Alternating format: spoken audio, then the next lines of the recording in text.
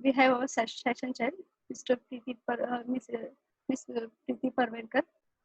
Welcome, ma'am. Welcome to the session 5A. Welcome to all of you to the session 5A. I, Khushali Nayak, once again welcome you to the technical session 5A of the 5th International Conference on ICT 4SD. Due to COVID-19, we all are going through a normal phase, and the team of ICT 4SD wishes you safe and healthy time for you and your well-wishers. We are constantly trying to overcome the challenges that research community is facing at different levels. We at Global Knowledge Research Foundation are fully committed to contribute and enhance the digital experience in research activities. To continue further, this conference has received a tremendous number of submission which has crossed more than 1,000 plus from more than 240 plus countries, marked through direct submissions and special sessions, out of which 340 papers were accepted by the technical review committee, and we were only able to accommodate 160 papers in 2 volumes of this year ICT 4SD publication. Once again, congratulate you for your research work and would be glad to be a part of this successful story in the 5th version of conference. Further, I would welcome to Dr. Preeti Parverkar to take on this session. Dr. Preeti Parverkar is Associate Professor, Computer Science and Engineering. Dr. Preeti Parverkar is Associate Professor in Computer Science and Engineering Department. She has 18 years of experience in the education field.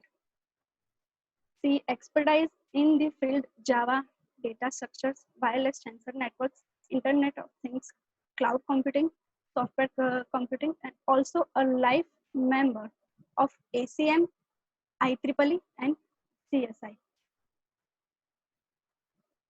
Welcome, ma'am. Welcome to the session 5A. Okay. It's time to start our presentation. Our first presenter is Komal Kothari.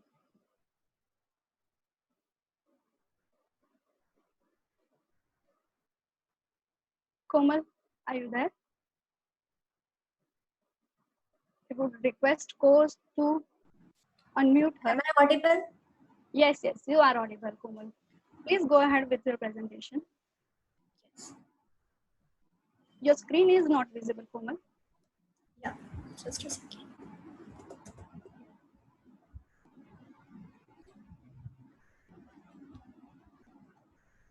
Is it visible now? It is visible. Okay. Start the slideshow and go ahead. Thank you, Komal.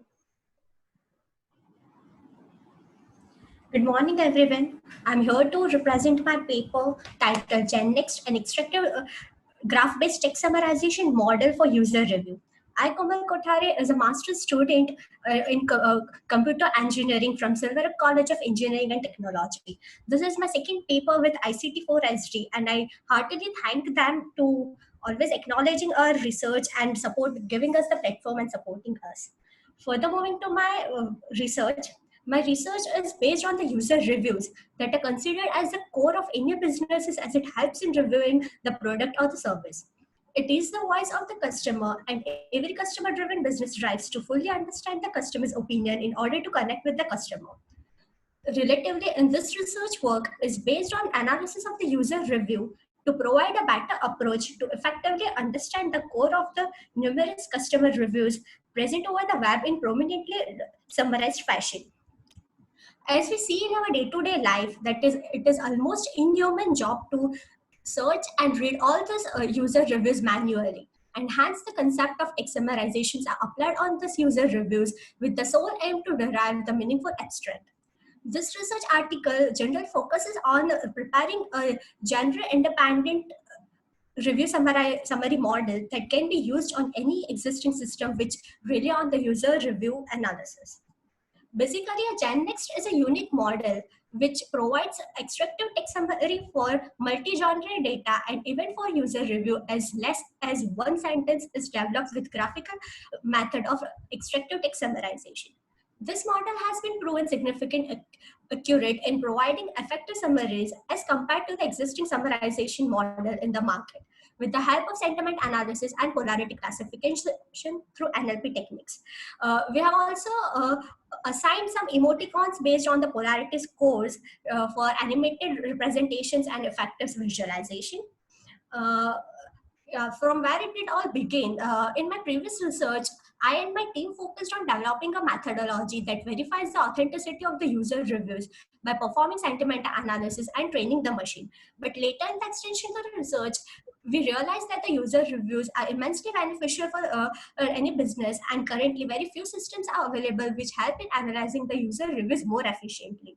And as we can see that there are numerous feedback reviews, and it is impossible for a human to read and understand each and every of this.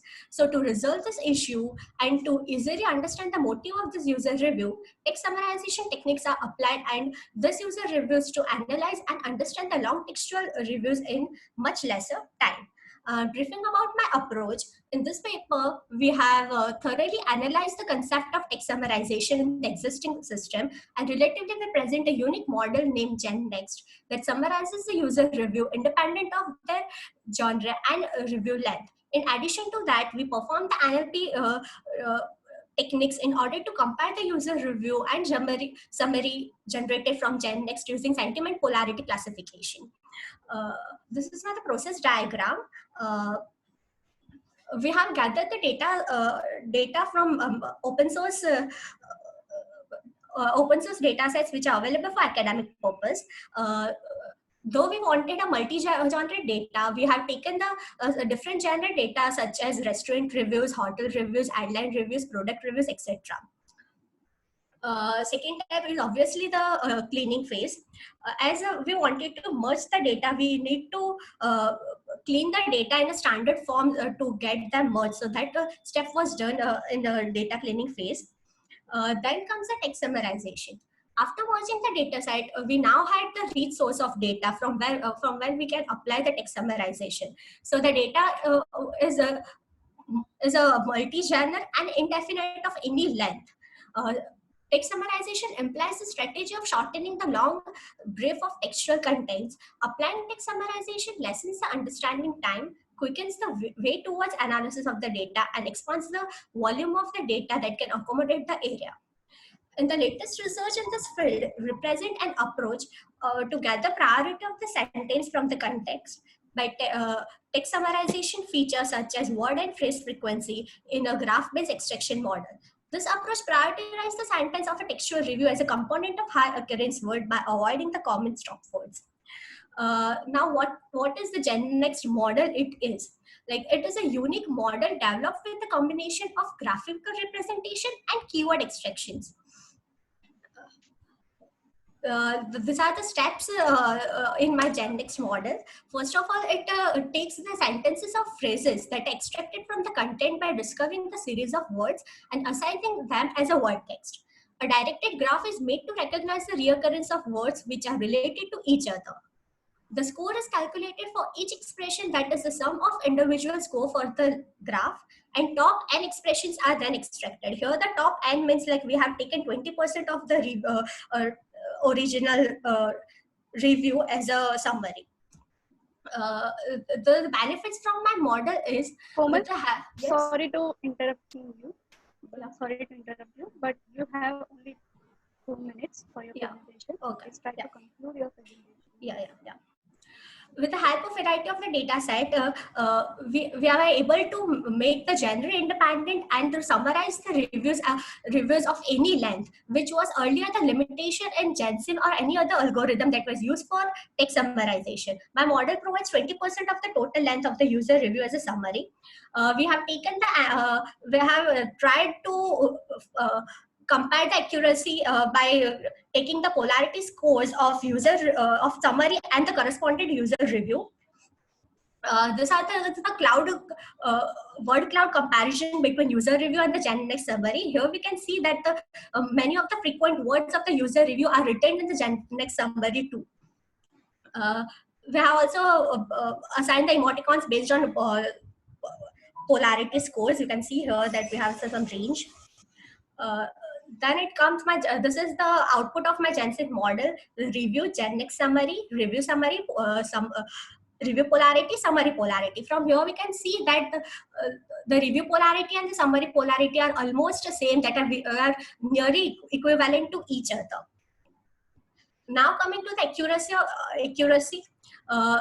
from the table 1 we can see that the original review sentiment polarity of original review is 0.203473, and the average sentiment polarity of a GenNext, that is a proposed model, is 0.200661, which are almost nearer to each other, comparing with the sentiment polarity of a different algorithms like Summa, LexRank, and Jensen. Then we have compared our research with the BLEU score comparison, and here we can see here that the BLEU score of GenNext, that is a proposed algorithm, is 0.686322, which is much higher than Luma, LexRank, and Jensen algorithms. The conclusion and discussions from here, we have tried to overcome the existing problem in the extractive methods through the GenNext, and we have identified that GenNext is significantly accurate with the highest score of 0.686322 through BLEU score. And coming toward the future scopes, nevertheless, there is always a chance of improvement. Huge and varied data set can be used to train the machine, and supervised algorithms can be used to get some more accurate gender independent result over the growing time. With this, I conclude my session. Thank you. Any questions? Preeti ma'am. Yeah, Komal, can you hear me? Yes, ma'am. Yeah, good presentation, Komal. Now you. I have a couple of questions to you. Is like first thing is, how are you evaluating your text summarization model? Ma'am, we have evaluated it with like you just can see here, like we have evaluated it with the BLEU score. We have find the BLEU score of my model, and on the same data set we applied the GenSim and Summa LexRank, and by comparing those. Comparing the BLEU score of that, the BLEU score of my model is more than that. Even we have compared the sentiment polarity, like we have found the sentiment polarity for original reviews, and we have find the polarity of the GenNext reviews, right, or summary reviews. So we have got the almost equivalent polarity of both of them. What is your input for the text? Is it a article? Yeah, it is a user review, the whole review. It's a review, right? And when you are extracting it, what is the output? What you are getting? Ma'am, say output I'm getting is it's like as I've told that it is extractive text summarization. So it will take the words that are mentioned in the reviews. So from here we can see that from the review, waste of money, wedges and bread were too cold, curry was bit hotter, not proper, food was totally waste, food was too salty, ambience was average. From here we get the summary that food was totally waste. So why didn't you use linear weighting model? Did you assign the weights? No, ma'am, we didn't assign that. As we were like doing this, we were trying to improve this graph-based model, GenSim and all. We have seen that, and we were trying to improve that. So we haven't applied the weighting. So you can go for a knowledge-rich approach, and you can also go for, and you can exactly extract. As what you are extracting the summary, you can extract the entire summary of an article, which will be helpful. Or can you just mention some applications of your work? Ma'am, yeah, this is like Amazon, Flipkart, whatever they are using, Zomato and all, they can implement these things also. Like they already have that things, but many times we have seen that it doesn't take a summary. Amazon tells us to write the title that they want as a summary, right? So like and like through the general practical experience, we have seen that whatever the title is and whatever the written in the reviews doesn't match it. So this can be the. Okay. Can you just name the data set which you have used? Yeah, the data set are from Yelp data set for restaurant review, Datafinity from Datafinity for the airline reviews and product reviews, and from Amazon I got those like they have their open source data for product reviews. So product reviews was from Amazon, like Kindle, electronic appliances, and etc. Okay, then in future you can extend it as what solution is given to you. Do we have Yes. any questions from the audience and the other presenters?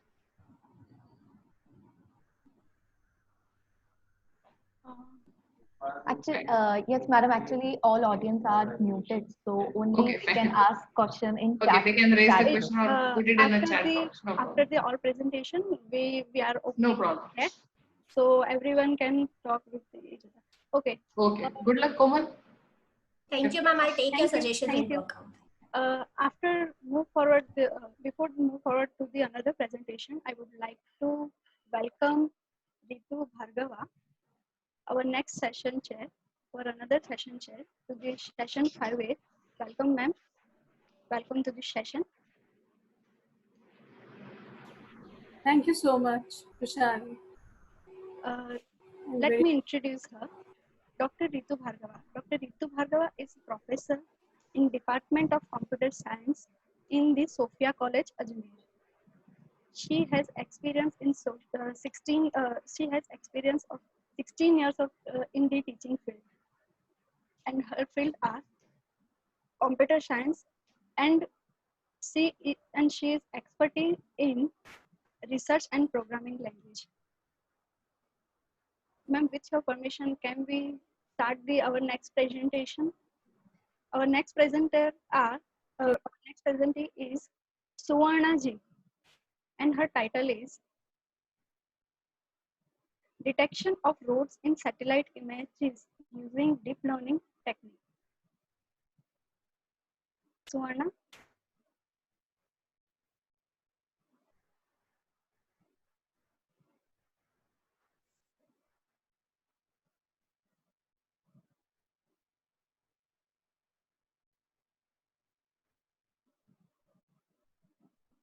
Suvarna, are you there? Yeah. Okay. May I audible? Yes, you are. Yeah. Please go ahead. Yeah. Just a minute. I'll make a slideshow. Take 1 minute.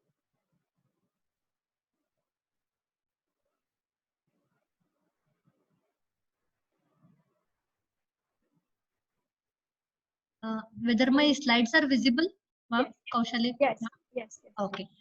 Thank you very much for providing this platform. Myself, Suvarna Kanakareddy, and my co-authors are Shubhik Reddy, BL Pooja, and Preeti. Today, I'm going to present a topic on detection of roads in satellite images using deep learning technique. Here, basically, we have tried agenda of my presentation goes like this: introduction, motivation, and then the architecture diagram and the flow of data within the system, and then how exactly we have done the development, and then it leads to results and conclusion, and finally references. This is agenda of my presentation. So introduction about satellite imagery is basically we have considered a data set, or the satellite image data set, aerial image data set we have considered. Nowadays, the research is, this topic is a hot topic. Satellite image processing is a hot topic, and then the lot of research is going on by using machine learning and deep learning techniques. Here, most of the satellite images have provided the sources for generating the maps, and these maps have provided the accurate results in order to access the information of the geographical information system. So here, with this research, we have tried for detecting the roads from the satellite images. Mainly, we have concentrated on how exactly the deep learning techniques are applied for the input data set. This is how we have tried this approach. Through this approach, we have tried for automating the process. Main motivation behind this research is any of the researcher can start with building their own model of their own model for providing the automated solution. This is one way it has motivated us to work on this project. So actually, we took this problem statement from the Bennett University. We have a tie-up with the Bennett, and then from that list, we have chosen this. We are part of that Bennett team. One more motivation behind choosing this topic is even this type of research can be used for any of the city developments, because it involves most of the roads, buildings, and other areas. Through that, the analysis can be performed whether it is a rural city or whether it is an urban city. So most of the villages are undeveloped, are having undeveloped road. Here, through this, it provides such solutions. Our research can provide solution for such development, and even for navigation also we can make use for finding the optimal path for the users. So this is how it has motivated to work on this research. So the proposed system is like this. So initially we have started with the satellite image data set, and then from that satellite image data set, so we have trained the data set, and we have extracted the features from the image, and we have pre-processed so that we are getting the uh, pixels or the features of that image, and finally those pixels are represented in terms of binary values, and then through these labels, so the model is applied, convolutional neural network model is applied, so that the extracted features have provided the visual representation for the road. Finally, we have validated with some validation model. So this is how the architecture flow is like this. Satellite image data set we have taken, and then we have resized the image, and we have converted the image into the numeric form, and then finally that we have fed to the learning model. So here learning model we have used here uh, for extracting the features. Convolutional neural network we have used. This is one of the approach we have used from the deep learning model, and then finally we got the results. So those pixel values we have represented in terms of image once again. So this is how the flow of information takes. Initially, the resizing happens, and we have identified the roads, and we have generated the output, and finally we have saved the result for the further processing. So this is about the development model. Goes like this: input image is trained here, and then from that trained image we have extracted the features by using the convolutional neural network, and then we have developed this to classify the image in terms of the different pixel values in order to represent the road. Here logistic regression and cross validation we have done, and then finally we got the result. This is how the development phase we have done for the input image. Here, Also, you yes, have only 2 minutes to yeah. Okay, describe so we have grouped these squares into 16 cross 16 pixels, and then activation function we have used here is ReLU activation function we have used, and the CNN model has used UNet model, and image augmentation we have done so that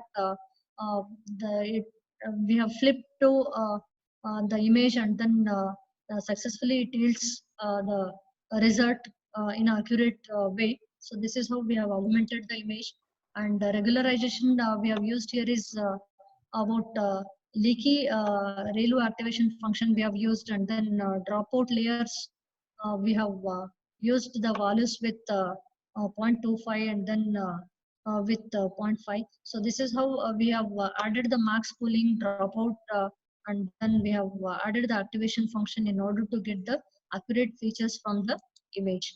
So this is about the validation on the training set using CNN model.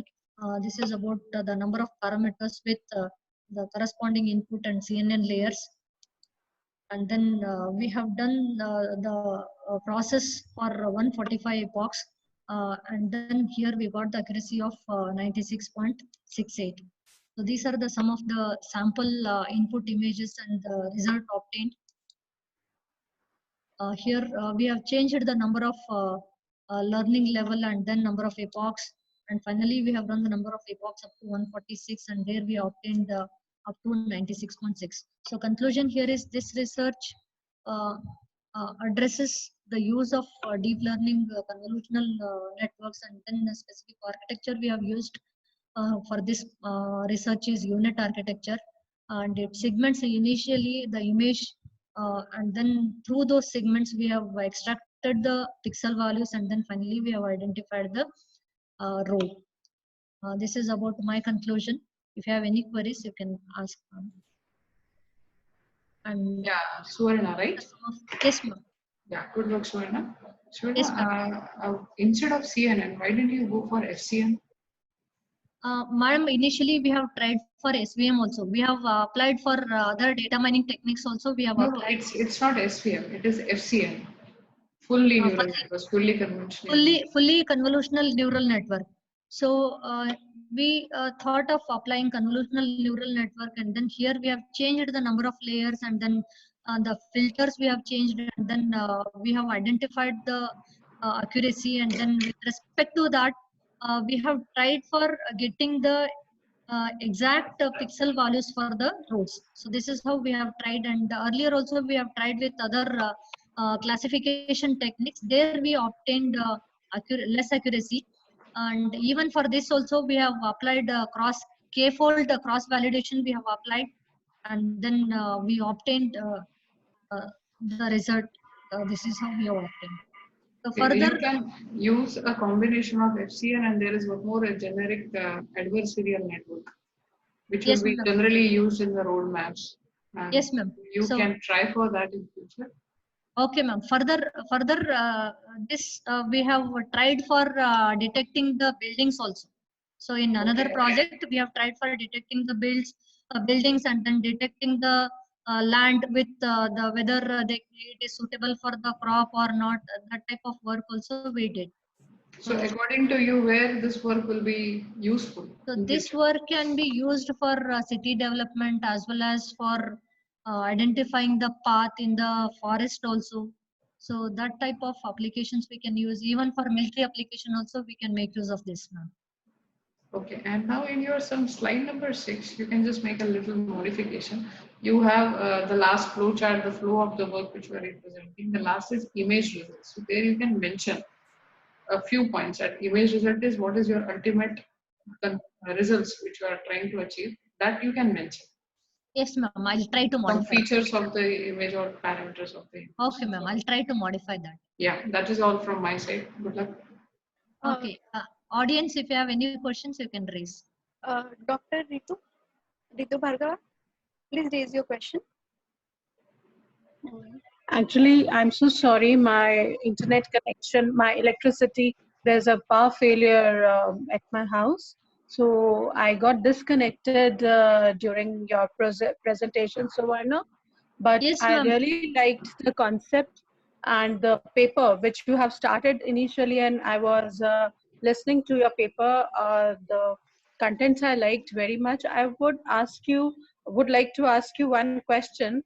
Which tool you have you used for executing deep learning algorithms? Python, ma'am. We have used Python. Keras we have used, ma'am. Okay. TensorFlow we have used. Okay. So And for basically, analysis, yes, ma'am. So analysis also we have done it in Python only, ma'am. Okay. Haven't you used MATLAB No, software ma'am. for? We have not used MATLAB, but in Python we can generate this all number of epochs we can increase, and we can see change in the layer. All these things are very easier compared to other tools. So we have used Python, ma'am. But as far as the images are concerned, sometimes you need to clean them. Yes, ma'am. We have done the pre-processing. We have augmented. We have resized the image. Okay. All these things we have done it, ma'am. Okay then. Fine. That's because I've skipped some of your presentation part. So congratulations, Suvarna. Okay, ma'am. Thank you, ma'am. Thank you, Suvarna. very much. Thank you for your presentation. Thank you. Okay. Thank you, ma'am. Dr. Thank Ritu. you, ma'am. Thank you so much. Okay. Thank you, ma'am. Our next presentee is Raj Shekhar.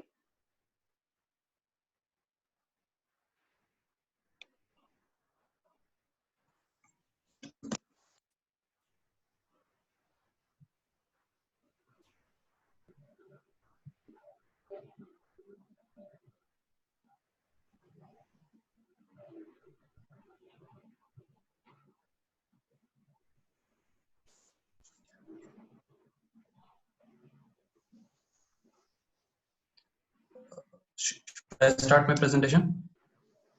Yes. Okay. Good afternoon to everyone present here today in this session. And myself Rajshekhar Hiremat, and today I am going to present my presentation on the smart app for pothole detection. And we are a team of 4, and we have 2 group members, other and 1 guide, and we are from the Pune Institute of Computer Technology, Pune. And let me start today's presentation. So let us first get into seeing what is a pothole. A pothole is a depression or a hollow in a road surface caused by the wear or the subsidence. That is the uneven surfaces that you find on the road, that is called as a pothole. And let me first tell you why we took this project into our hand, because you can see that transportation is a leading sector in every country, and due to increasing vehicles and bad road conditions, accidents in India are increasing day by day. And for this we thought that users should know the road conditions for their safety purposes. And previously there were a lot of several methods were proposed, but these were inefficient and costly, and hence we here propose a machine learning approach towards detecting these potholes on the road. So let us first see the statistics behind this, that there are about 30 deaths taking place daily due to the potholes, and about 8% at which the rate of the road accidents are increasing day by day. This is the article published by the Times of India. And you can see that Maharashtra and Uttar Pradesh, these both states have the lot of number of accidents or deaths due to the potholes. So let us see what we have proposed here. That we have proposed a smart app to detect the potholes on the road, and our proposed method uses the machine learning technique to detect these potholes. And our app consists of a system which helps us to monitor these potholes and also help them to repair in a stipulated period of time. So before seeing our proposed method, let us see what are the related works previously being done by other researchers. There was one study which proposed a vibration-based system which used mobile sensors to detect the road surface conditions. It used accelerometer and GPS, and another used spring and damper model, that is a spring-like structure which is present in the vehicles that was used, and its damping ratio and resonant frequency was calculated, and according to that road roughness was detected. And while another study created 3D images from the 2D images which were taken from the cameras aligned in a specific manner, and according to the shape of those 3D images a pothole was detected on the road. And while another mobile application used mobile sensors like gyroscope and accelerometer to access the road conditions, it used SVM models, but all these techniques were very much inefficient and not practical in the real life. So let us see what we have proposed in our smart app method. That we have made a user-friendly and a simple app which enables the users to tap the pictures of the potholes and upload into our app. And this application is used to detect the potholes as well as view the locations of the potholes through the map user interface. And the user has to give the access to the permissions like the camera and GPS. And after that, the user logs into his account and taps the photos of the potholes in their own area, in their own locality, and uploads those pictures to our app. And when one submits the image, our application processes the request and sends it to our server. And after within a seconds, the user is notified with the number of potholes being detected in the image that he has clicked. If the potholes have been detected, then those pothole images are stored in our database, and those location in which the potholes were detected, it is displayed on the map for everyone to view. And we are specifically using YOLO algorithm to detect the potholes in our image. And also, along with the users here, civic authorities can also register on the app and log into his using his credentials. And view the potholes in his locality that are assigned to him, and accordingly make repairs of the roads. So let us see what is the workflow of our app. First, you have to register on our app as a civic authority or as a citizen. Then you have to log in to our app by the credentials provided, and you have to give the access the permissions of the GPS and camera. After that, you have to capture the image and click the picture of the pothole and submit it. After that, our app processes and gives the user is notified with the number of potholes being detected. After that, user can access the map integrated in our app, which he can view the locations of the potholes in the area. So let us see what are some of the features of our app, which makes it. Yes. Rajshekhar, sorry for interrupting, but you have only last 2 minutes left for your presentation. Please try to conclude your presentation on the time. Okay.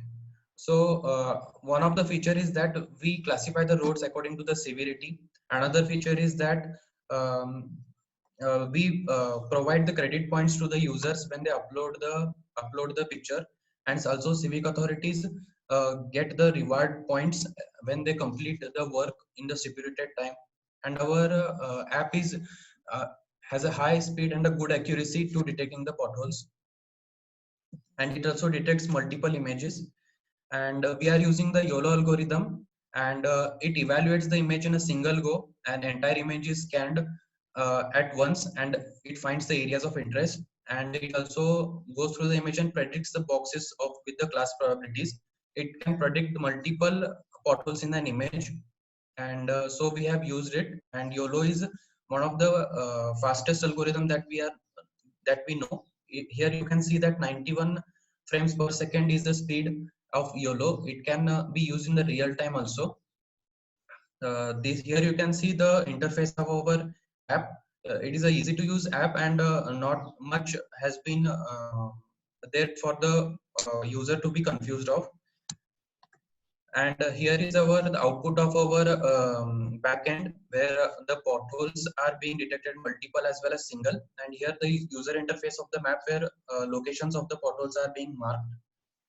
And here we have got the accuracy of about 76.4% overall accuracy.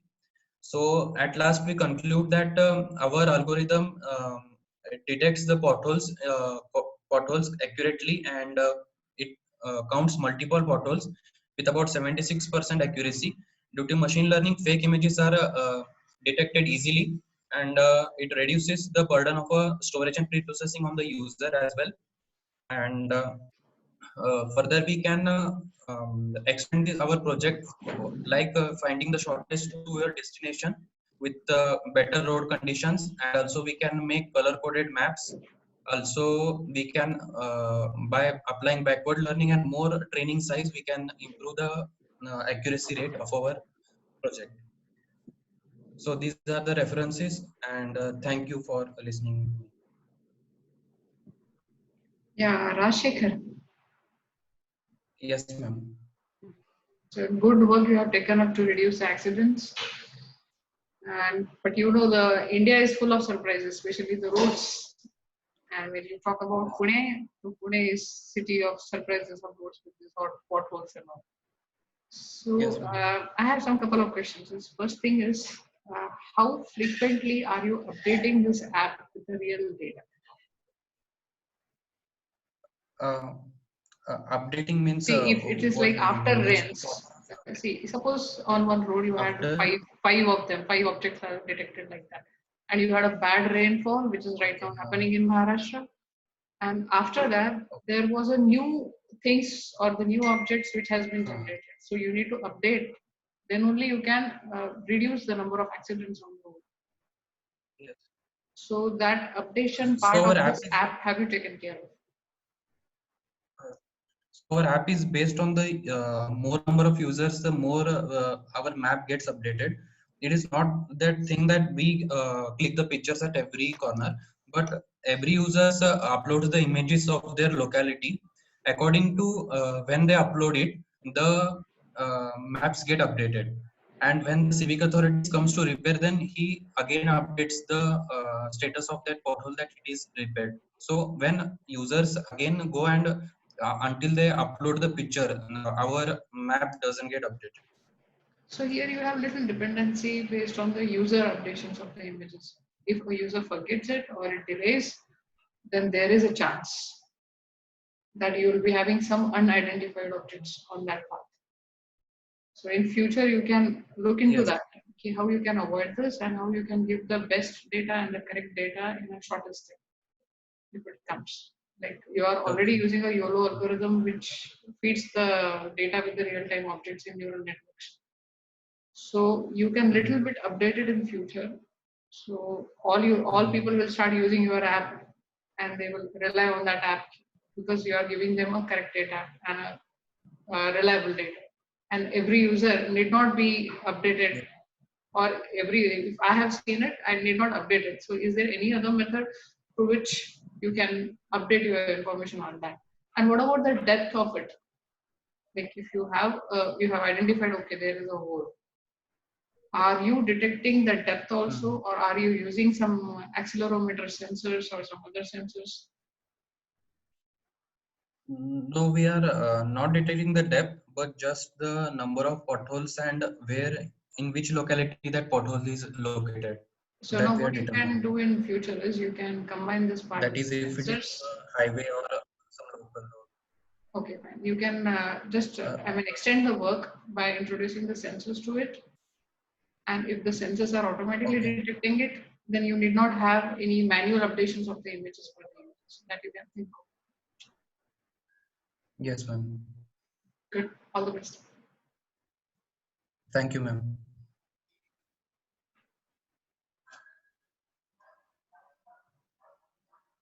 Congratulations, Rajshekha. Thank you, ma'am. And I am totally agree with Dr. Preeti. Whatever she is saying, I was just about to ask you that. Just wanted to add one question. Like, have you ever tried Google Firebase along with the YOLO? No, ma'am. So I think if you have Means, incorporated Google Firebase along with the YOLO, yes. then the problems which we both were thinking, Ma'am Preeti and I was on the same on the Yes. same pace, on the same thing. We were just if what if the depth of the pothole is in the rainy season, it might get more. The depth can become more like in regular. So you can try, I think, Google Firebase along with the YOLO. So I think it will give Okay. you more accurate of the tracking and right. So Okay, congratulations. ma'am. Thank you, ma'am. Thank you, Dr. Preeti, Dr. Ritu. Thank you, Rajshekha, for your presentation. Thank you, ma'am, Thank you. for your comments. Before we are move forward to our next presenter, I actually I have to announce that every every presentee have 8 minutes for their presentation and last 2 minutes for the question answer. Please follow the guideline. Okay, thank you. Okay, it's time to move to our next presentation. And our presentee is Sri Hari.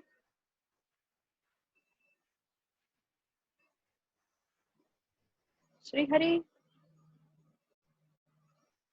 I request co-author to unmute Sri Hari. Co-host to unmute Sri Hari. I think he's not here. Richa, Sri Hari is here. Have you fight, chat or something? Okay, I think Sri Hari is not here. Pooja Dhar. Joy is also not here.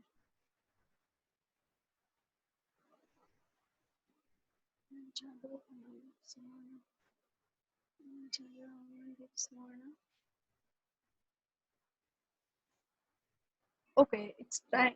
Our next present is K. Rajeshwar.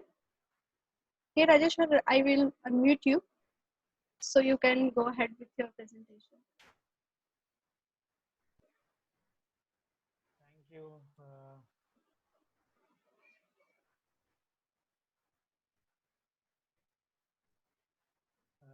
This is about my presentation.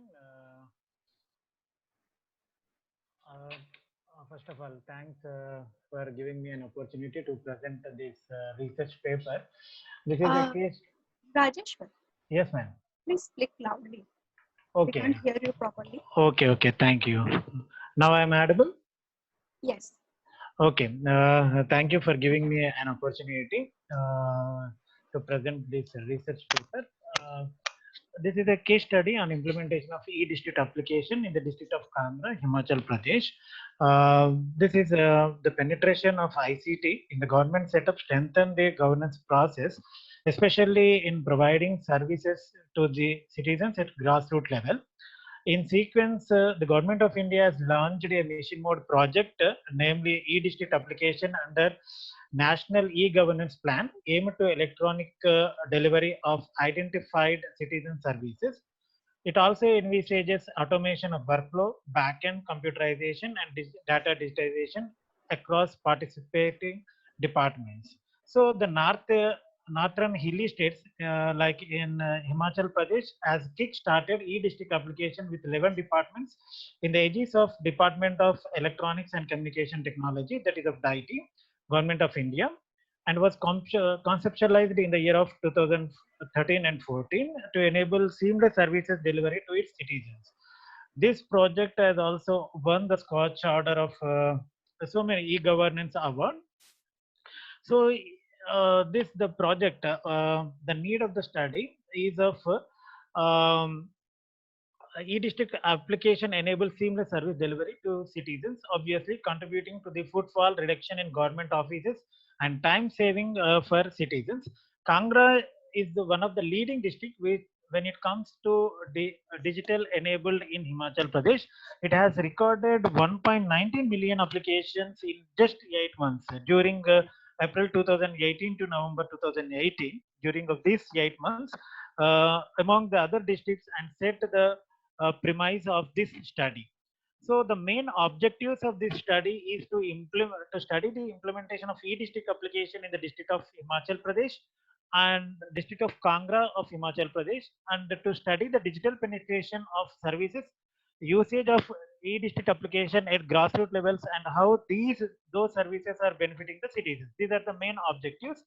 The data collection and sampling, we have the study is based on quantitative and as well as qualitative data collected from primary and secondary sources. Primary data is collected from the beneficiaries, Lok Mitra Kendras, and department officials by administering the questionnaire tool. Secondary source such as internet and department records. So from each so in the Kangra district, 4 blocks we have selected: Indora, Baijanat, Lambagaon, and Kangra, because of their highest and lowest level of literacy rate and geographic in nature. Based on these 2 parameters, we have selected the 4 blocks in the Kangra district.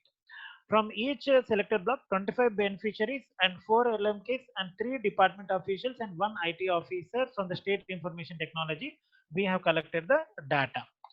So the basic profile which speaks about the first chart, which speaks about the basic profile from our sample size.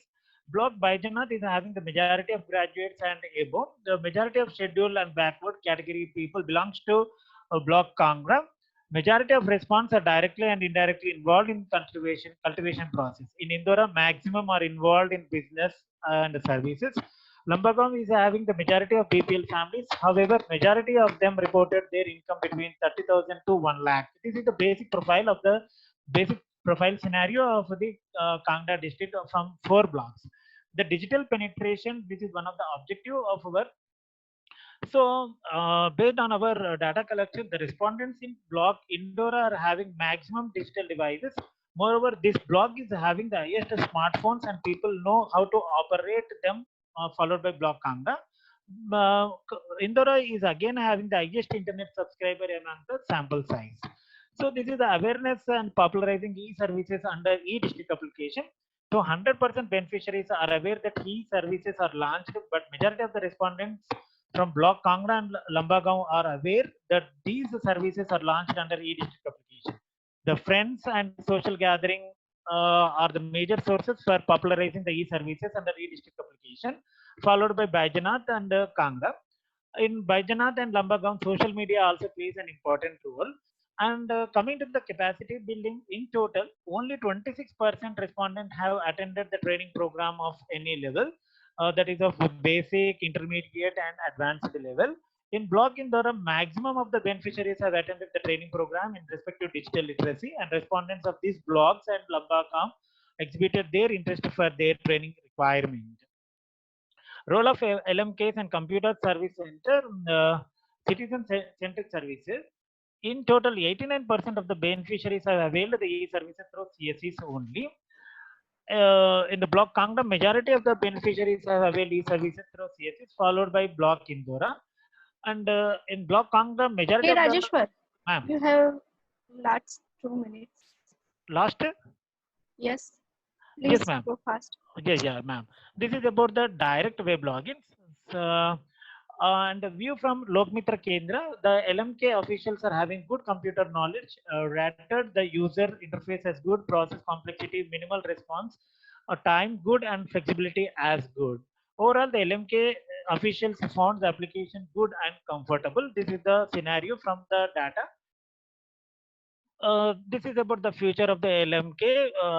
This is about the future of the portal given by the LMK. So 26.7% LMK officials have attended the trainings. This is about the reduction of footfall, which leads to the transparency and accountability from the government side. So this is 84.6. We have found that the analysis says that 84.6 reduction in footfall is observed. The pre-factory findings that helped for further, we have selected the beneficial digital penetration, awareness, outreach, and training requirement. These are the 5 indicators. It is evident that backward schedule category 78.3% marginal respondents, that is 65.2% and 33% of BPL families are benefited from e-district portal. Digital penetration is good as 87% and 100% awareness about e-services, and outreach is 89% availed these services from LMKs and service centers, and training requirement is only 26% attended. So composition of index we have framed. Taking the direction of these indicators into the consideration, an index score has been computed which reflects the extent of implementation of e-district portal. Index values have been arrived at by aggregating the decomposed replies given by each sample respondent to each of the 13 indicators. The 13 indicators are this one. Digital penetration, so 4. The indicators are the usage of internet services connected with social media, operation of digital device, and holding of digital device. Utility of LMK, this is the index. For these 4 indicators, consume less time in LMK, no rush at LMK. LMK's adhere time frame with respect to PSG Act 2000 level, and no extra charge for service provider. Portal features, these are the 5 indicators. Getting a process updates of the portal, no issues in payment gateway, document available in DigiLocker portal, fulfillment of user requirement, and simplification of form. So these are the department block-wise average scores. These are the scores here. The next, the average score of the digital penetration and LMK utility are 3.34% and 3.47 respectively. The maximum, where the maximum score is 4. Out of 4, we got that 3.34 and 3.47 respectively. This indicates the average score and are close to the respective maximum, which further shows that in the perception of the sample respondent, the actual implementation of e-district portal at Kangra district is very high based on these 13 indicators. The total score on 13 indicators is split into 3 groups, that is of low, medium, and high. So a score less than or equal to 8 is moderate, 9 to high, 9 to 10 is high, and 9 to 10 high, and low, I'm sorry, less than equals to 8.0, 9 to 10 is moderate, and 11 is higher. So those cases where the score value is greater than or equals to 11. So this is the graph which shows that there is a lot of clustering of scores in the high group of accounting for 73.9%, followed by the moderate group 17.4%, and low group with hardly 8.7%. So it is a very high of 73.9%. As each dimension is depend upon varying number of indicators to enable comparison across the dimension, percentage scores are computed. Out of 3 dimensions, the digital penetration gets the lowest at 83.5%, followed by LMK utility with 86.7%, and total futures are 88.2%. The Rajesh, overall, ma'am. we can't stretch this much of time. Okay, ma'am. It is. I'm concluding please the conclude major. your presentation. Yeah, Please ma'am. try to conclude your presentation. Yes. Conclusion. These are all the major findings. Due to the time shortage, just I am skipping and just I am going to the conclusion. This exercise serves 2 purposes. First, going by the total score, the 13 indicators update, a clear endorsement of the fact that the indicator selected reflect the status of implementation of ePortal, and second, the implementation status can be viewed and also assessed from the viewpoint of 3 different dimensions, which are digital penetration, LMK utility, and portal features. The second part would enable the implementing agencies to take appropriate steps in respect of those dimensions which yield lower scores. From this point of view, this exercise is useful for adoptions in like situations. This model may fit into the states which are not effectively implementing e-services at panchayat level. Thank you, ma'am. The major conclusion is we can also replicable this model wherever the score is less. That means in especially in northeastern states, we can implement this model. Thank you, ma'am, for your attention. Yeah, good presentation, sir. Sir, before implementing this model, like you have tested it in Himachal right now, so before implementing it to the other parts, you need to get the results from the various areas. Like Himachal is one state, you have to go to 2-3 states, and then after the findings, then you can say, okay, based on this, now this is the full-fledged model which can be applicable wherever it is required. Because yes, right now it has been done only for one area, right? Yes, ma'am. Only one area where it was successful model. Whether it is success or not, also we have checked it. Okay, that's nice. So you can go ahead with 2, 3, 4 areas and state-wise. Yes, ma'am. And then you can give them a final model. Yes, ma'am. And in your case studies, I did not see any age categorization. Ma'am, age is there. Age is there, ma'am. I have skipped that slide. Okay, fine. That's it. That is all from my side. Thank you, ma'am. Any other questions?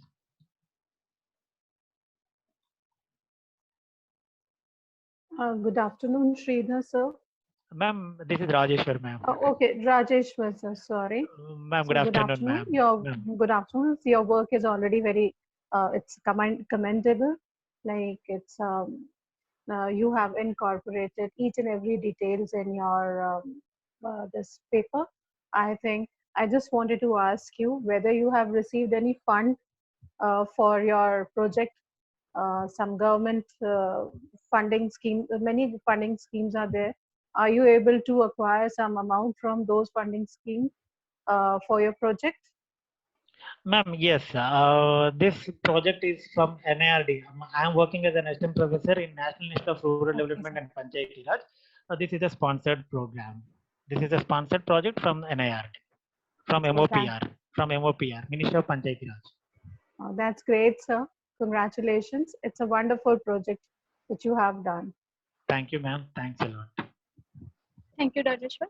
Thank you, ma'am. Thanks. Thanks a lot. Quickly move forward to our next presentation, which is presenting by Marius Mandy. Marius, I am unmuting you.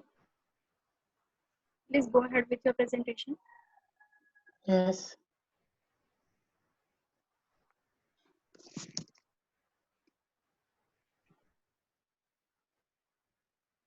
Marius, you have only 8 minutes for your presentation. Yes. Okay.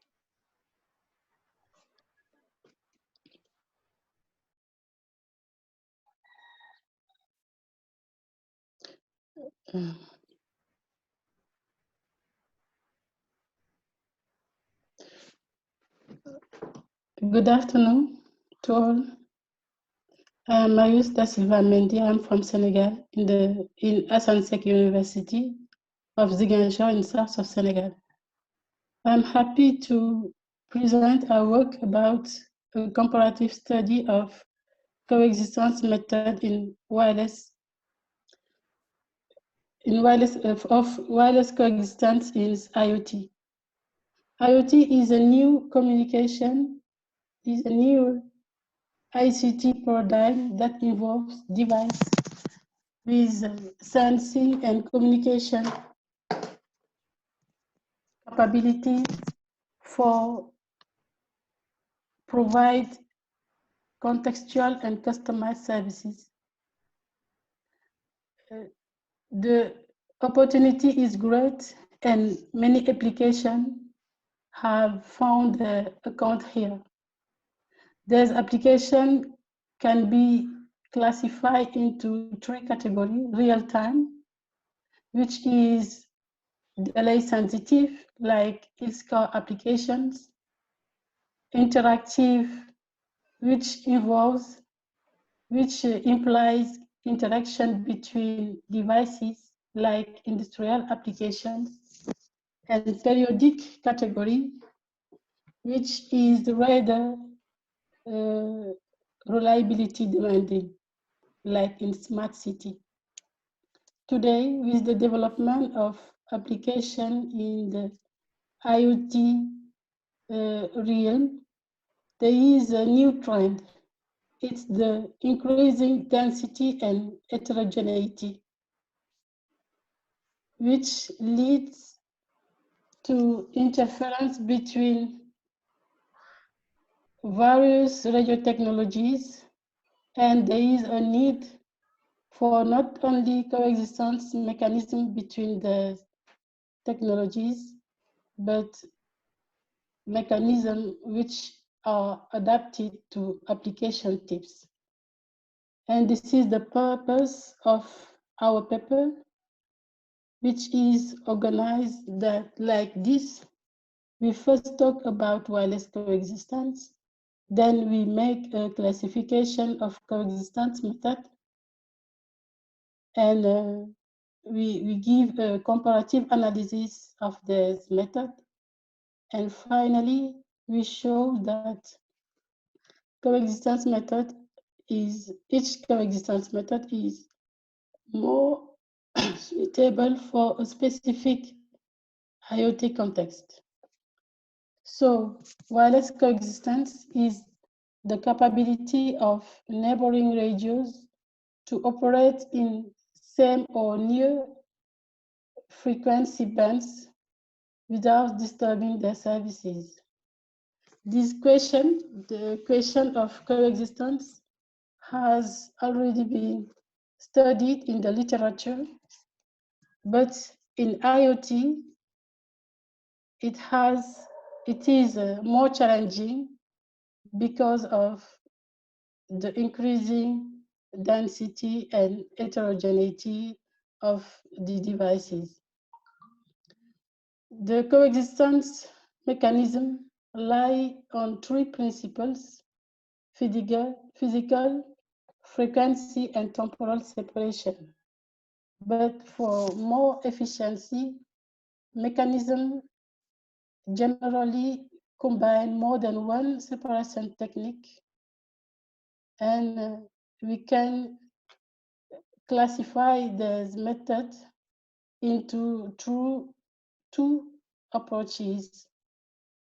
First, the self-control approach, where each device operates autonomously but avoid disturbing and being disturbed by the other devices.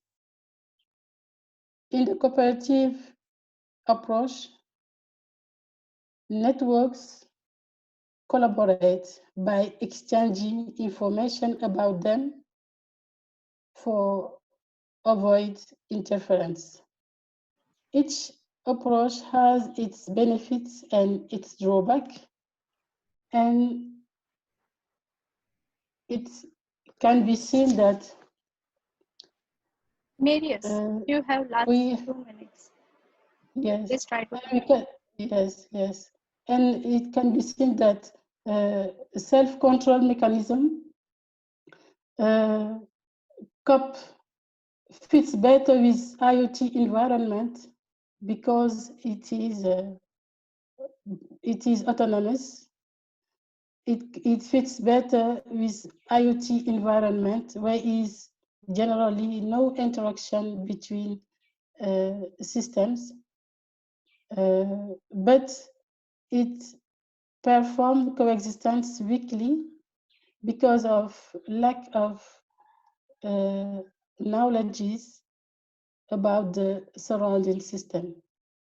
The cooperative mechanism, in contrary, do better the coexistence in a fair and effective manner, mostly when the environment is dense and with high traffic. And each mechanism offers a different performance level thanks to some criteria like energy savings, scalability, throughput, and others. And further, each mechanism is better suitable for a specific kind of application and its context, and to study the suitability of method according to the context, we follow this process structure from one kind of application.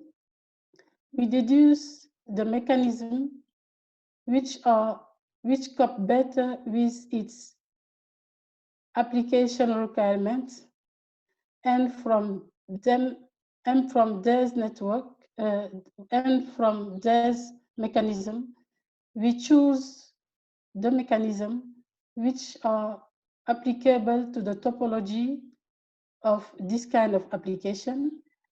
And finally, we select as adapted methods whose is more suitable for the context, that to say the density and traffic characteristic of the application environment. So, considering real-time application, we deduce that canal listening method, thanks to its random nature, and narrowband communication and cognitive radio mechanism, thanks to the simultaneous transmission, is eligible. And because the mechanism is applicable to the star topology, which is the general communication topology of real-time application, these mechanisms are selected. But canal listening method is only suitable for low density context, while narrowband communication is only suitable for low traffic and density context, whereas cognitive radio mechanism support higher density because of its multiple canals and mitigation possibility. And this process is followed to found the mechanism which is more adapted to interactive application and periodic application and its context. We can also consider the application of the surrounding system and the coexistence topology generated by it and the interest is to help guide the choice of method according to the environment context. Thanks for your attention. Yeah, Maris? Yes. Yeah, so good work, Maris. I have only one suggestion for you. It's what you did is a survey paper as of now. Now, in future, you can have an implementation of the same work what you have. Yes. So that would be nice. That is all from my side. Good. Yes. Thank you.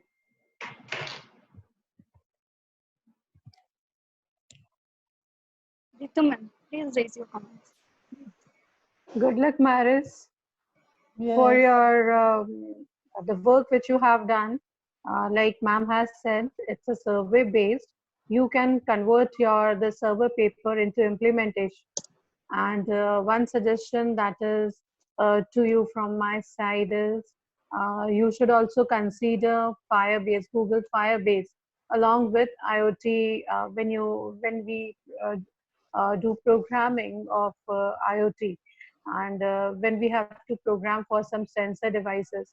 Google Firebase is really good for tracking and for programming also. So this is my suggestion to you. Thank you, Maris. Thank you. Thank you. Thank you, Maris. Thank you. Thank you for your presentation. Yes. Thank you. Our next presentation is from Meenakshi. Meenakshi, are you here? If you are here, please chat me so I can unmute you.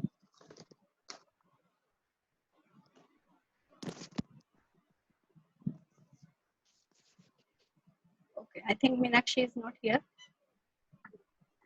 Khushali, please go ahead with the next presentation. Yes. Yes, ma'am. I think Meenakshi is not here. So our next presentation is from Sri Hari. Sri Hari, I unmute you. Please go ahead.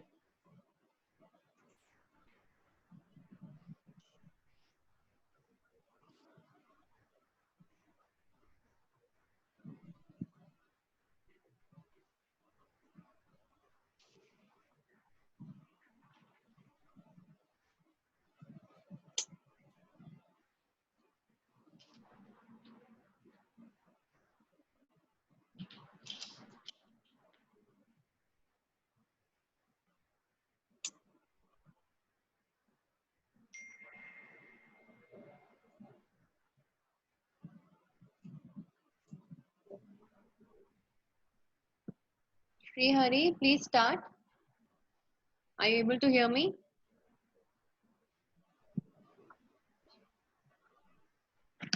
Hello? Sri Hari, are you there?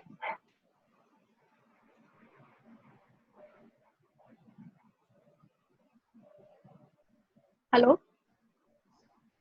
Ma'am, am I able to hear you? Yeah, I can hear you. Sri Hari? Khushali, I think he's facing some internet issue. Hello? We'll move on with the next presentation. We can take him in the next slot. In the last round. Okay. Our next presentation is from Amandeep.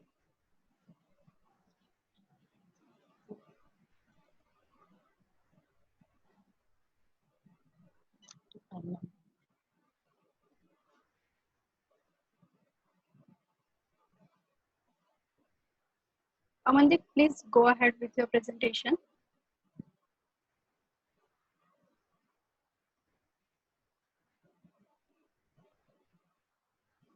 Hello, Amandeep. Amandeep, are you there?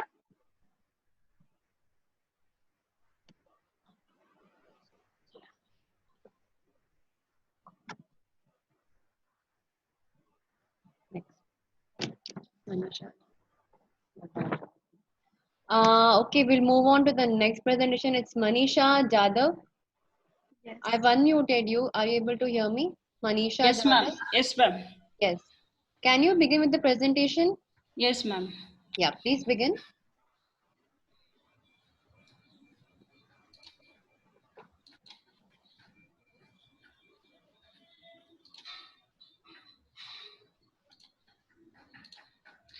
Good afternoon, respected judges. I, Ms. Manisha Jadhav, from MIT's Institute of Engineering, Nashik, India. I'm from SPPU Pune. I'm working on red lesion detection in retinal fundus image for diagnosis of diabetic retinopathy under the guidance of Professor Dr. M.Z. Sheikh.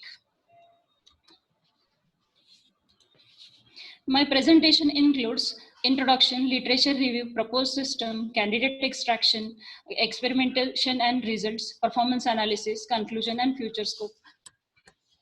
Introduction. As we all are aware about the diabetes, as diabetes occurs due to raise in blood glucose levels and causes different health hazards such as neuropathy, nephropathy, as well as retinopathy. Diabetic retinopathy is a consequence of diabetes and for diabetes for many years, and it mainly occurs due to changes in vasculature structure. And as retina consists of very tiny vessels, and that tiny vessels get swollen as the blood becomes thick, and it forms a sac-like structure at its end, and that sac-like structure is termed as microaneurysms. And as the disease progresses, it turns into the hemorrhages, means that sac ruptures into hemorrhages. So basic abnormalities associated with the diabetes are microaneurysms, hemorrhages, and exudates. Microaneurysms and hemorrhages are dark lesions, and exudates are bright lesions. So here I'm focusing on detection of hemorrhages. So this is the retina image. These are obvious features of retina, that are optic disc, fovea, then blood vessels. And here, this is microaneurysm. That microaneurysm ruptures and causes hemorrhages, and these are exudates, that are bright lesions. Now, many researchers have worked on detection of these features as well as on different stages of diabetic retinopathy. Some of them I have taken here. Yuji Hatanaka in 2008, he has detected hemorrhages using gamma correction, and sensitivity and specificity obtained was 80% and 86% respectively. Then Surnita Poddar in 2011, she has worked on detection of microaneurysm, hemorrhages, and exudates for grading the diabetic retinopathy. Means diabetic retinopathy can be graded stage 1, stage 2, stage 3, means non-proliferative diabetic retinopathy as well as proliferative diabetic retinopathy, whereas treatment can be done in non-proliferative stages, and proliferative means the eye becomes entirely blind, and accuracy of classification is obtained nearly 91%. Then next, in third reference, they have used microaneurysms and hemorrhages using morphological operations and achieved the sensitivity and specificity respectively 87% and 92%. Then in fourth reference, Lama saved, they have classified DR lesions and non-lesions based on regional minimas and dynamic features, and free response ROC, receiver operating curve, they have achieved of 0.393. Then Namita Sengar, they have worked on detection of bright lesions and dark lesions using statistical features, and sensitivity and specificity they have obtained respectively as given. Now here is my proposed system. My proposed system is classified into 4 stages. That is pre-processing, where the image is pre-processed, means the color fundus image, it is consisting of red plane, green plane, and blue plane. Green plane carries more contrast, so green plane is considered for further processing. Denoising is done, and then contrast limited adaptive histogram equalization is performed. Means all that operations are performed in pre-processing. And as we are focusing on red lesion, so in color image, red lesions are appearing in same contrast whenever we consider the green plane, that red lesions appears in same contrast with fovea as well as blood vessels. So fovea and blood vessels are to be removed in order to proper detect the hemorrhages. So in second stage, the fovea is detected. Third stage, the blood vessels are detected, and then hemorrhages are detected finally. And that finally detected hemorrhages are compared with the ground truth images which are provided with the dataset. So here, this is the detailed process how that candidate extraction is performed.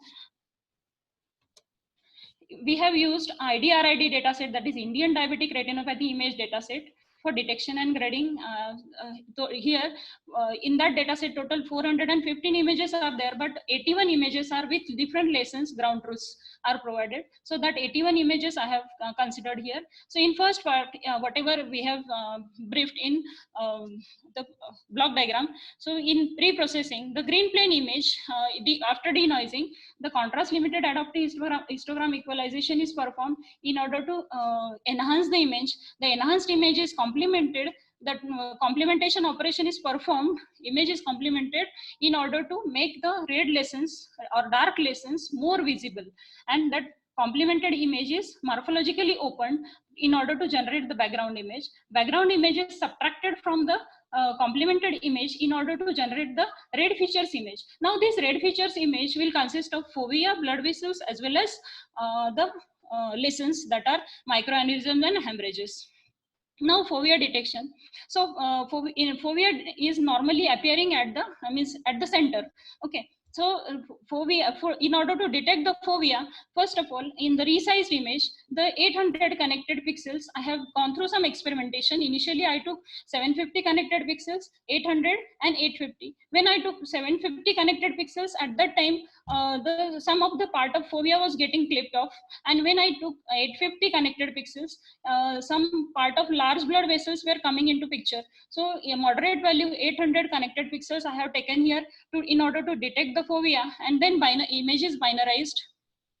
Then the fovea detected image is ANDed with the red features image in order to generate the mask. So AND operation will consist only of fovea. That fovea will be subtracted from the red features image, means this image.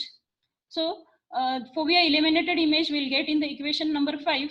And after that, now still blood vessels are present. So for finding there are two types of blood vessels, long blood vessels and some short blood vessels which are disconnected from the long blood vessels due to some reasons. So long blood vessels, these are classified, or these are separated based on area. Here I have taken 1500 connected pixels for detecting the long blood vessels, and for short blood vessels I have used the eccentricity calculation.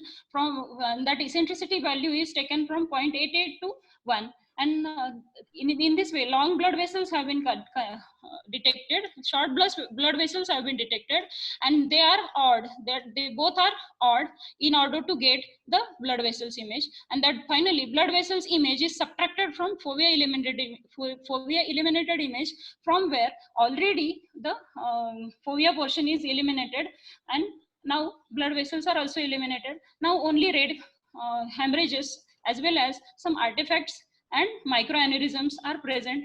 So in order to detect hemorrhages only, so again connected pixels of 30, area of 30 that are removed, because microaneurysm, I have gone through some of the paper where microaneurysms are normally representing 15 to 20 connected pixels. So approximately 30 connected pixels area have been removed from the last image. So we get the hemorrhage image at the output. Now here experimentation and results. This is the color fundus photograph which I have taken from the dataset IDRID. This is contrast limited adaptive histogram equalized complemented image, because here optic disc is bright and here it has become dark. So complemented image. In complemented image, the hemorrhages and the blood vessels that are more prominent, fovea is prominent. So here the after binarization, we get the red features image, and after subtracting the Manisha, background image. Yes, ma'am. you have only last 2 minutes. Yes, ma'am. Please try to conclude. Yes, ma'am. On the So line. fovea from this image, fovea is prominent here. In next image, fovea is detected based on compactness measure, and this is blood vessels oring, long blood vessels and short blood vessels. These both are subtracted from red features image, and finally we get the hemorrhages. These are ground truth image, and finally I have got the performance analysis as accuracy in the form of accuracy, sensitivity, and specificity. Accuracy and specificity are good, as sensitivity is coming quite low as comparatively. So this is because increase in false negatives. Conclusion, being a part of DR detection, diabetic retinopathy detection, this system will assist the ophthalmologist for detection and diagnosis of the disease at earlier stage. And due to use of contrast limited adaptive histogram equalization, the uniformity in the illumination can be obtained in order to that can work for all images with different illumination. And fovea detection, 800 connected pixels have been taken by investigating different maximum and minimum settings. Future scope, again, in some images I have faced the problem that misinterpretation, I am getting false negatives because of misinterpretation of background and some red lessons. They are getting similar intensity, for which that can be controlled on thresholding while binarization. And moreover, the intensity profile for all images in the dataset may vary. So efficient adaptive intensity threshold may give best results in terms of sensitivity. These are some of the references through which I have gone. Thank you, ma'am. Manisha? Yes, ma'am. You have compared the performance of your proposed method with the existing methods. Did you do that? Yes, ma'am. So how many I'm getting accuracy and specificity at some at good extent, but I'm lacking in sensitivity. So I'm working on that sensitivity. So I have tried different threshold limits for while binarization, and basic problem I'm facing that in a data set, some of the images are having very low intensity difference between the red lessons and the background. That's why I'm facing this problem. Okay, and which data set did you use? Can you just name it? That is Indian diabetic retinopathy image data set, which is developed in Maharashtra, Nanded. What is the size of this database? How many records? Actually, it consists of 415 images. They have given grading data, ground truths.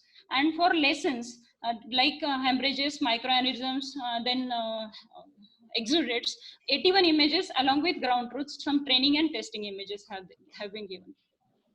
Okay, Manisha. Good luck. Thank you, ma'am.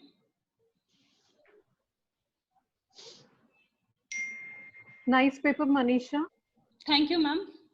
Okay, the problem that you were discussing regarding the background images, you have noise, the images are containing lots of noise. That's why you are not getting the accurate data. So this is a major portion of your paper, and it's important also. So I think you need to use MATLAB. Yes, I'm using MATLAB, ma'am. Yes. So if you are using MATLAB, then I can say around 80 to 85% accurate data you can have.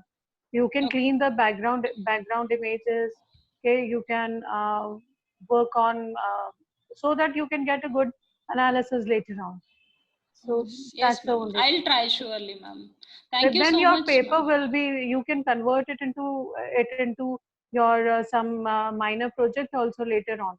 Okay, but the thing is the accuracy should be there, and you can actually select this is some, a part of my PhD work, ma'am. Sorry to interrupt you. Okay. Yes, this is I like your paper very much again, because there are so much, it is reflecting how much you have worked, how much work you have done in your paper, and how much effort you are putting in your thesis.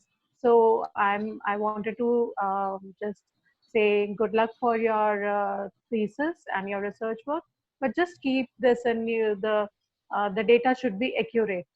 Yes, ma'am. That's it. Okay. Thank you. So much, ma'am. Thank you, Manisha. Thank you, Thank organizers. you. Thank you. Thank you, Dr. Ritu, Dr. Preeti. Our next presenter is Sri Hari. Sri Hari, I'm unmuting you. Please start your presentation. After Sri Hari, I request Amandeep to be ready for your presentation.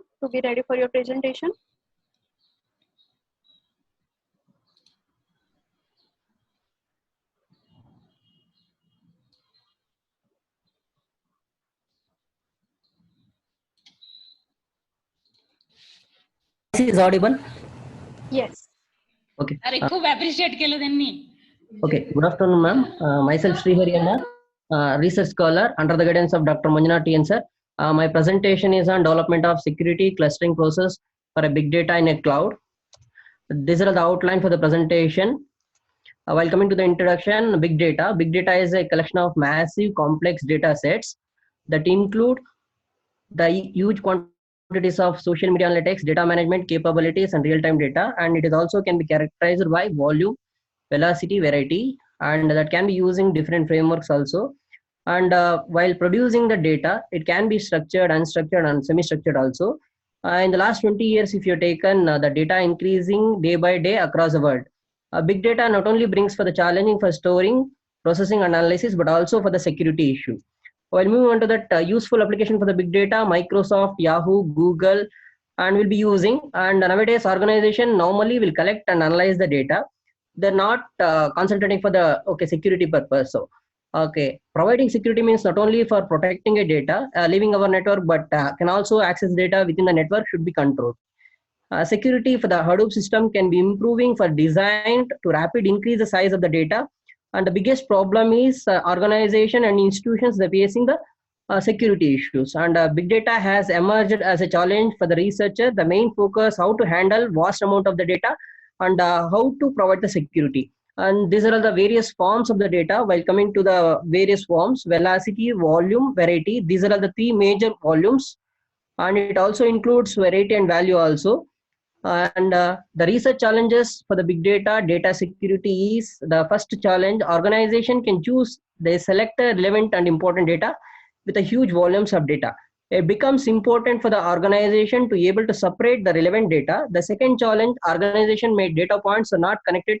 The problem connectivity, severe problem they're facing. The security angle related to the big data collection, the major obstacle for preventing companies, talking about the advantage for the data analysis. And another challenge will be classified different data sets, processing and management challenges also. And also we'll be using varieties of challenges like just now I told, like volume, variety, velocity, and veracity, and then verification as well as a value also. These are some classification of different security challenges like infrastructure security, data privacy, data management, integrity, and reactive security. It can be classified different things. The classification of different challenges like secure computation, secure best practices, privacy preserving, cryptographic, enforced data-centric security, granular access, like security storage, granular edits, and data provenance, endpoint validation, filtering, real-time security monitoring. The motivation for this research work should be security for big data cloud computing service, and the current methods for utilizing cloud computing for computing, storing, and deployment, promoting the advancement of the cloud domain, which includes the security. The principal topic of the vast majority of the current plan is to make utilization of different cryptographic measure to accomplish the data security. This is the motivation for the research. Why we have to choose for this security? Big data are using, not aware for the location of the data, eventually depend on the cloud service providers for practicing security measures. So the proposed method using novel algorithm, secure dynamic bit standard algorithm, it increases security through multi-level security. To provide high efficiency, safety for the user data need to the study. And this can also useful for the professionals organization to provide more security in the big data cloud. And research work introduced broad investigation into the existing security mechanism to despite a need for the security, privacy, and security method users stored on the big data cloud. These are the literature survey I have done. These are some papers as well as titles and observation I have done. The methodology will be using enhancing security to image and text data which distributed over the cloud. We'll be using different methods like enhanced security system using hybridized ABE and AES algorithm, and it contains the different types like registration, authentication, authorization, and they're also using by using a novel algorithm like SDBS algorithm. While using with an attribute based encryption, normally you'll be using public key encryption that can be using encrypt and decrypted message based on the user attributes. While using with an AES algorithm, normally you'll be using 128 bits that can be using various length 128 and 192 to 56. So the encryption method comprises like 10 rounds they will take with an 128 bits, excluding for all the last round cases. Here also we'll be using like with a 16 byte 4-byte words extended key schedule also, and it also combining like with an hybridized attribute based encryption as well as an advanced encryption standard. While using with an enhanced security for big data cloud using SDBS algorithm, they are using with 3-bit levels like 128-bit, 256, and 512-bit. Whenever the data provider wants to upload the data file to the cloud, the selected randomly will get with a converted into the different bytes. It will taking with the cloud service provider. It will generate the master key and also session key for the random generator. The master key is generated and then session key will be generated with a master key, and the session key will send to the data provider. It also decrypt the master key, and the master key will be to the Srihari, yes, madam. We can't stretch our time. Please conclude your presentation as soon as possible. Okay. The encrypted data file will be uploaded to the cloud, and they're also taking with an proof of ownership, and they're also sending with an OTP. And SDBA algorithm will be using with an 3 various standards like 128-bit, 256, and 512 bits. And this is a proposed algorithm by using with an SDBS. They're providing with an security, efficiency, data integrity, and performance. These are the experiment result I have done. Like using with an data, these are all the different roles like the data provider, data user, cloud service provider. These are the different operations I have done. While taking with the performance analysis for the attribute based encryption. Okay, here the comparison like with the we are taking like with an encryption time, decryption time. This is if I'm taking like with an 1 GB of data, and then more than that also it will take for the times. This is a graph. While taking with an AES also, okay, the different size comparison with the decryption and the encryption. And if you're taking like with an 1 GB of data and then more than that, okay, like 24 GB of data, it will take like with 13.1 milliseconds.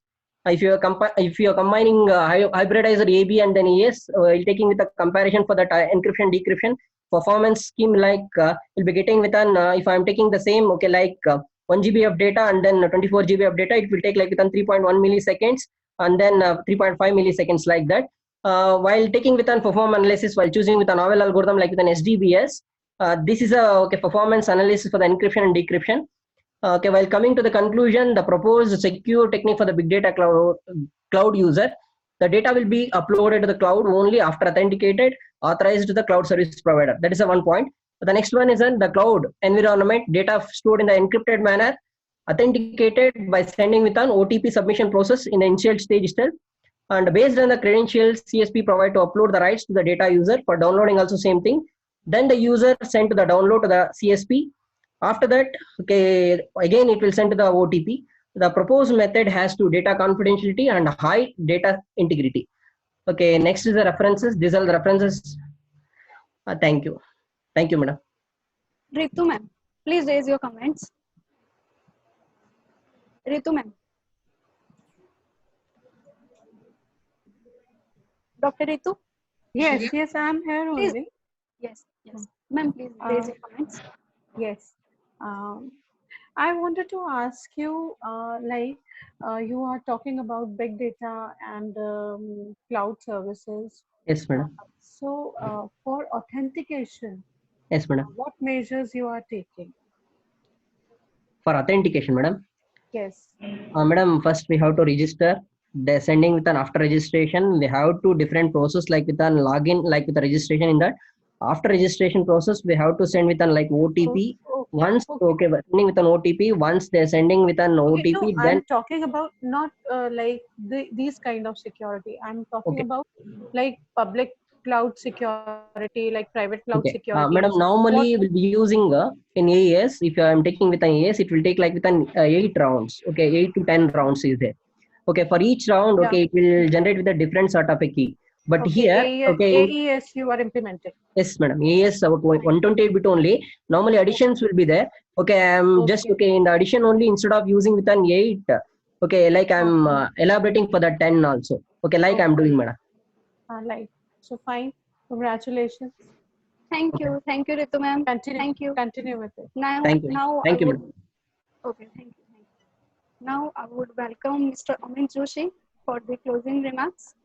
Please, sir.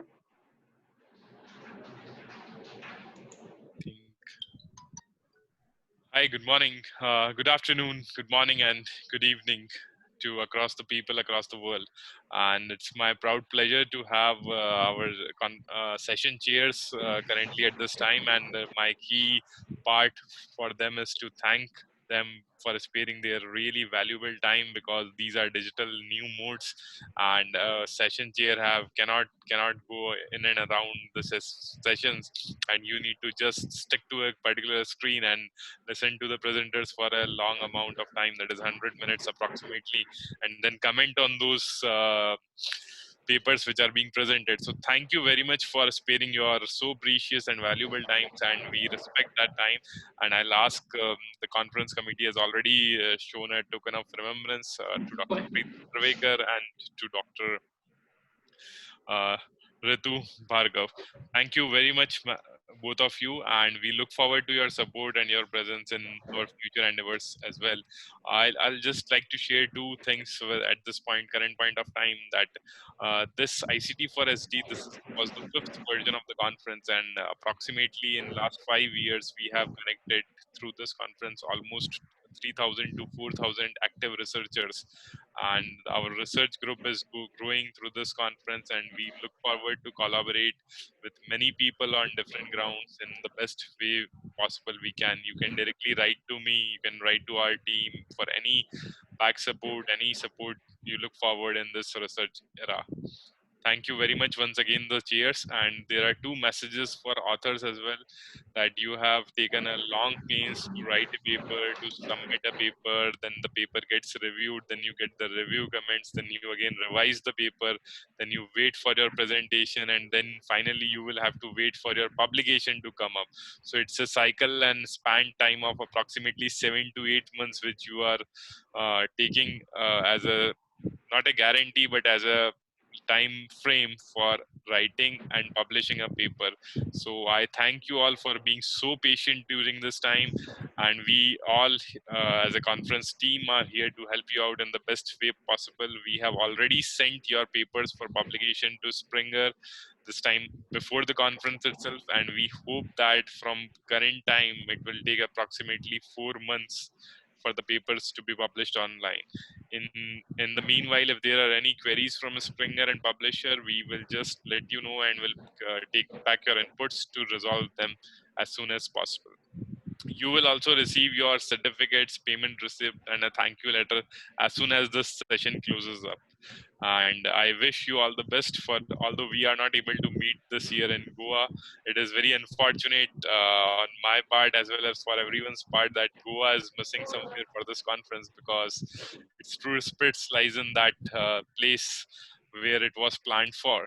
But fortunately, everyone, we are doing our best to cope up with the current scenario and situation.